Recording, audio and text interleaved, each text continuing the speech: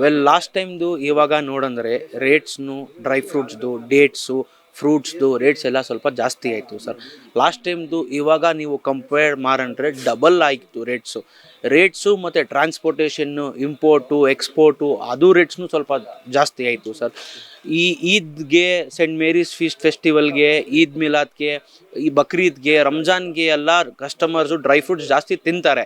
ಕುಕ್ಕಿಂಗ್ಗೆ ಸ್ವೀಟ್ಸ್ಗೆ ಮನೆಗೆ ಮಕ್ಕಳಿಗೆ ಎಲ್ಲ ಡ್ರೈ ಫ್ರೂಟ್ಸ್ ಡೈಲಿ ತೊಗೊಳ್ತಾ ಇದ್ದಾರೆ. ಇವಾಗ ಏನಾಯ್ತು ಅದನ್ನು ಅಂದರೆ ರೇಟ್ಸ್ನೂ ಜಾಸ್ತಿ ಆಯಿತು, ಇಂಪೋರ್ಟ್ ಎಕ್ಸ್ಪೋರ್ಟ್ ಡ್ಯೂಟೀಸ್ನೂ ಜಾಸ್ತಿ ಆಯಿತು. ಅದಕ್ಕೆ ನಮಗೇನು ಸ್ವಲ್ಪ ಕಷ್ಟ ಆಯಿತು, ಕಸ್ಟಮರ್ಸ್ಗೇನು ಸ್ವಲ್ಪ ಕಷ್ಟ ಆಯಿತು ಸರ್.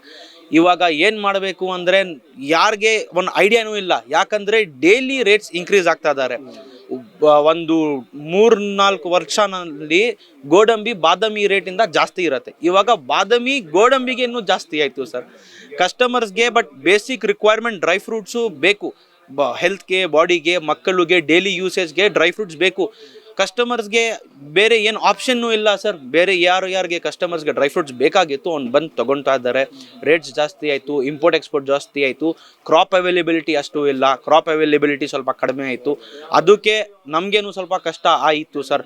ಯಾಕಂದರೆ ಇಂಪೋರ್ಟ್ ಎಕ್ಸ್ಪೋರ್ಟ್ ಮಾಡಬೇಕು ಅಂದ್ರೂ ಇದು ಕ್ರಾಪ್ ಅವೈಲೇಬಿಲಿಟಿ ಇಲ್ಲ, ಅದಕ್ಕೆ ಐಟಮ್ನು ಸ್ವಲ್ಪ ಕಡಿಮೆ ಆಗ್ತಿದ್ದಾರೆ. ಏನು ಐಟಮ್ಸ್ ಸಿಗುತ್ತಾ ಇದ್ದಾರೆ ಅದೂ ಜಾಸ್ತಿ ಆಯ್ತು ಸರ್. ಇವಾಗ ಇಂಪೋರ್ಟ್ ಎಕ್ಸ್ಪೋರ್ಟ್ ಡ್ಯೂಟೀಸು ಲಾಸ್ಟ್ ಟೈಮ್ದು KGಗೆ ಒಂದು ಎಕ್ಸಾಂಪಲ್ ಕೊಟ್ಟಂದರೆ ಕರೆಕ್ಟ್ ಅಮೌಂಟ್ ಇಲ್ಲ, ಬಟ್ ಎಕ್ಸಾಂಪಲ್ ಅಂದರೆ ಲಾಸ್ಟ್ ಟೈಮ್ದು 1 kgಗೆ ಇಂಪೋರ್ಟ್ ಎಕ್ಸ್ಪೋರ್ಟ್ ಡ್ಯೂಟಿ 100 ರೂಪೀಸ್ ಇರಂದರೆ ಇವಾಗ 300 ರೂಪೀಸ್ ಆಯಿತು ಸರ್.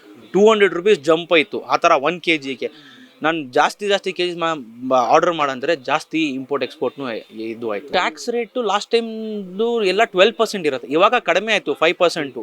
ಅದು ಏನಿಲ್ಲ, ಬಟ್ ಇದು ವಾರ್ಸ್ ಎಲ್ಲ ಆಯಿತು ಅಲ್ವಾ ಸರ್. ಅದಕ್ಕೆ ಏನಾಯಿತು ಅಂದರೆ ಮೋಸ್ಟ್ಲಿ ಡ್ರೈ ಫ್ರೂಟ್ಸ್ ಎಲ್ಲ ಇಂಪೋರ್ಟೆಡ್ ಎಲ್ಲ. ಖರ್ಜೂರ ಸೌದಿಯಿಂದ ಬರುತ್ತೆ, ಡ್ರೈ ಫ್ರೂಟ್ಸ್ ಎಲ್ಲ US ಥರ ಅಲ್ಲಿಂದ ಬರುತ್ತೆ. ಅದಕ್ಕೆ ಇಂಪೋರ್ಟ್ ಎಕ್ಸ್ಪೋರ್ಟ್ ಡ್ಯೂಟೀಸ್ನು ಕಾಸ್ಟ್ಲಿ ಆಯಿತು. ಕ್ರಾಪ್ ಅವೈಲೇಬಿಲಿಟಿ ಇಲ್ಲ ಅಂದರೆ ಅದಕ್ಕೆ ಡ್ರೈ ಫ್ರೂಟ್ ಐಟಮ್ಸ್ಗೇನು ರೇಟ್ ತುಂಬ ಜಾಸ್ತಿ ಆಯಿತು ಸರ್. ತೊಂದರೆ ಹಬ್ಬಗೆ ಎಲ್ಲ ಡೈಲಿ ಕಸ್ಟಮರ್ಸ್ ಬರ್ತಾರೆ. ಹಬ್ಬಕ್ಕೆ ಫ್ರೂಟ್ಸು ಅದು ಸ್ವೀಟ್ಸ್ ಎಲ್ಲ ಪ್ರಿಪೇರ್ ಮಾಡ್ತಾ ಇದ್ದಾರೆ. ಅದಕ್ಕೆ ಗೋಡಂಬಿ ಬಾದಾಮಿ ದ್ರಾಕ್ಷಿ ಎಲ್ಲ ಯೂಸ್ ಮಾಡ್ತಾ ಇದ್ದಾರೆ. ಅದಕ್ಕೇನು ಇವಾಗ ರೇಟ್ ಜಾಸ್ತಿ ಆಯಿತು ಸರ್. ಲಾಸ್ಟ್ ಹಬ್ಬ ನೀವು ನೋಡಂದರೆ ಜಾಸ್ತಿ ಕಸ್ಟಮರ್ಸ್ ತೊಗೊಳ್ತಾ ಇದ್ದಾರೆ, ಇವಾಗ ಸ್ವಲ್ಪ ಕಡಿಮೆ ಆಯಿತು ಸರ್. ಯಾಕಂದರೆ ರೇಟ್ಸ್ ಜಾಸ್ತಿ ಆಯಿತು ಅಲ್ವಾ. ಅದಕ್ಕೆ ಅವ್ನಿಗೆ ಸ್ವಲ್ಪ ಇಲ್ಲ, ಒಂದು 10 kg ಬೇಕು ಸ್ವೀಟ್ಸ್ ಎಲ್ಲ ಪ್ರಿಪೇರ್ ಮಾಡೋಕ್ಕೆ. ಅದಕ್ಕೆ ಸ್ವಲ್ಪ ಪರ್ಚೇಸಿಂಗ್ ಕಮ್ಮಿ ಆಯಿತು. ಏನು ಕಸ್ಟಮರ್ಸ್ಗೆ ರಿಕ್ವೈರ್ಮೆಂಟ್ ಬೇಕು ಅದು ಒಂದು ಬೇರೆ ಏನು ಆಪ್ಷನ್ ಇಲ್ಲ, ಅದಕ್ಕೆ ತೊಗೊಳ್ತಾ ಇದ್ದಾರೆ ಸರ್. ಅದು ಎಲ್ಲ ನಮಗೆ ತುಂಬ ಥ್ಯಾಂಕ್ ಯು, ಒಂದು ಖುಷಿ. ಅದು ಕಸ್ಟಮರ್ ನಮಗೆ ವಿಶ್ವಾಸ ಮಾಡ್ಕೊಂಡು ತೊಗೊಳ್ತಾ ಇದ್ದಾರೆ ಅಂತ. ಬಟ್ ಒಂದು 20-30% ಕಡಿಮೆ ಆಯಿತು ಸರ್. ಮುಂದಿನ ಬಾರಿ ಕಮ್ಮಿ ಇತ್ತು ಬೆಳೆ, ಸ್ವಲ್ಪ ಜನ ಜಾಸ್ತಿ ತೊಗೊತಾ ಇದ್ರು. ಇವಾಗ ಬೆಳೆ ಜಾಸ್ತಿ ಆಗಿದೆ, ಅದಕ್ಕೋಸ್ಕರ ಅವರು ನೋಡಿ ತಗೊಳಕ್ಕೆ ಅವಕಾಶ. ಅದು ಯಾಕೆ ಅಂದ್ರೆ ಇವಾಗ ಸೆಂಟ್ರಲ್ ಇಂದ ಅದು ರೇಟ್ ಜಾಸ್ತಿ ಆಗಿರೋದು, ಅದು ಅವ್ರಿಗೆ ಬೇಕಂತ. ಅದು ಇವಾಗ ರಂಜಾನ್ ಬಂದ್ರೆ ನಮ್ಗೆ ಇದು ಖಜೂರ ತಗೊಂತಾರೆ. ಡ್ರೈ ಫ್ರೂಟ್ಸ್ ಅಲ್ಲಿ ಬಂದು ಬಾದಾಮು, ಗೋಡಂಬಿ, ದ್ರಾಕ್ಷಿ, ಪಿಸ್ತಾ ಆ ಥರ ತೊಗೊತಾ ಇದ್ದಾರೆ.